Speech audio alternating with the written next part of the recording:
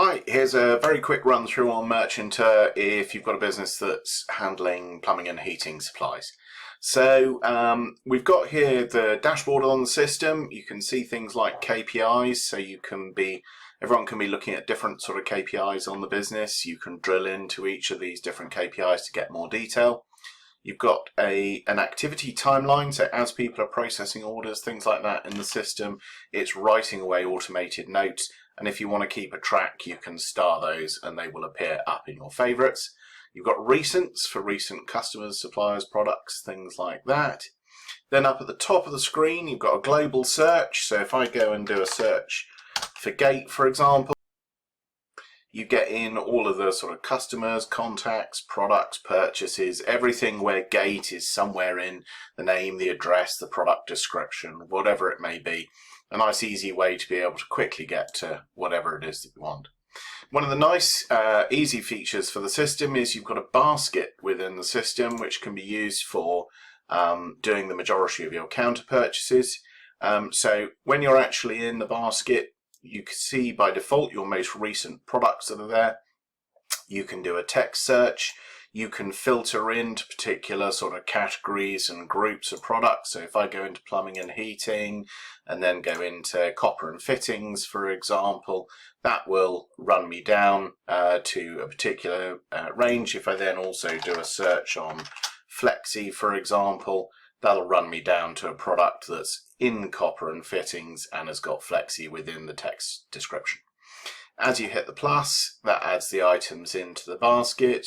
Keep hitting plus and away it goes. If we remove that search, let's start again. Let's do end feed, for example. I've got a series of end feed products. You'll notice you've also got a sort of stock summary. So with this top product here, I've got 900 in stock and 898 are free for sale.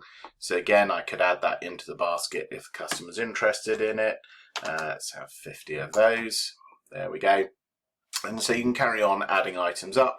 You can use the little eye to go and look at the product in more detail, see what you've got in stock, how often you're selling it, how many are on order, and go into the sort of full sort of product details if that's what you need. But otherwise, generally, if we were pulling this together, a couple of items for a customer, we can do checkout or retail sale. That then comes through. It defaults to a trade counter sale customer, supply now and cash sale. If it is literally just a member of the public, you can do pay now, choose how they're actually going to pay. We'll pay with cash, and I can either type in the value of the cash that they're tendering, or I can use the note shortcuts, confirm payment, confirm we've given them change. Then we go and look at it and done. In this particular case, this product's held in multiple stock locations, so we're having to select where it's actually coming from. So we're taking it from the shop and supply selected lines. Away that goes, and we can then be generating documents. So in this particular case, I've got it set up. We can email a cash sale invoice to the customer, we can print an A4 cash sale invoice, or we can print a little retail receipt. And you simply just choose whichever ones you want to do. You can click on the eye and actually go and see what the document itself is going to look like before it comes. So there's the cash sale document, just to a general trade counter customer. Otherwise, we do issue documents, away that goes, and we're back to the basket, ready to enter the next product. We've also then got, so if I go and add in some more of this particular product, here we go. If I do checkout or retail sale, if I've got one of my trade customers in and they've got it on account, so I go to Forest Gate Builders, fills in the details, it's pay on account, it's supply now, I do supply order, and that then comes up with a delivery ticket to give to the customer. Don't need a driver copy. And away that goes, and we're back to the basket. So super quick where you've got your trade customers coming in. Alternatively, if we want to do a full order, let's just jump in and see that particular customer there. So if we go into Forest Gate Builders, we can see their account, we can see the timeline according to orders that they've had and changes that have happened to their credit limit and things like that. We can see how much credit they've got remaining. We can see what's on the ledger balance, that's coming through from your financials package, how much they've been spending with us, average order value, live quotes, live orders. So you get a real snapshot of the customer straight from there. Lots of information about the customer, but a couple of things just to highlight. If you go into products, you can see all the products that this customer's been buying from you, and how often they've been buying it, what types of things. And you can, if you simply sort of click on one of those items, there we go, you can actually see all of the orders. You can click and link through to the order, or you can add it up to the basket. So if you're talking to the customer and they say, I took a Baxi printed circuit board from you, I need another one please, you simply click add to basket, it pops up into the basket, and that's ready to be turned into an order for that customer as and when you need. You can look at all of their quotes and orders, things like that. You can look at the financials to see what payments they've made, what age debt they've got, pull back from whether you're using QuickBooks or Xero or Sage. It's pulling back all of the invoice information to show how much has been paid and how much is outstanding against all of their invoices. But if you want to start off a new order for them, we can do a fuller order. So we go in to do a new order. We can say order or a quote. We do Forest Gate Builders is already filled out for us. Their default values on delivered or cash sale. And then that brings in, and we can start to add items into there. So it pops up automatically with my most recent product. So there's the couple of end feeds that we were working on in the basket. It shows you how much stock you've got free against each of them. So it's nice and easy to be able to pick a product, 20 of those. In that pops, we can see all the information. If you hover over, you can see the last time this customer bought this product, how much they actually paid for it, things like that. Lots of detail you can go into. You can negotiate around prices, things like that. If you use an advanced search, you can actually have the customer go and choose something from a range of products. So again, if I go and do end feed, filter that back, I can actually select 3 items there and do select products, and that will bring those up one at a time to enter the quantity that the customer wants. The other thing we can do is actually just pull in the items from the basket. So that Baxi printed circuit board that we had, I can just add into my order for Forest Gate Builders. So that brings it back in. So I've got those items there. Once we've got a draft order together, we can turn it into a quote or turn it into an order. I'm going to turn this one into a quote. It's got an expiry date against it. We can allow customers to order from it multiple times or just once. Again, confirm all the details. Got the delivery address.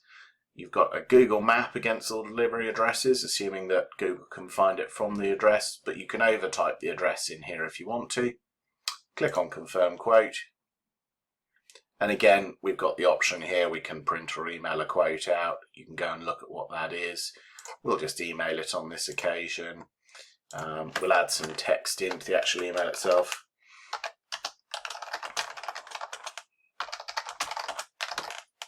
There we go. Save that.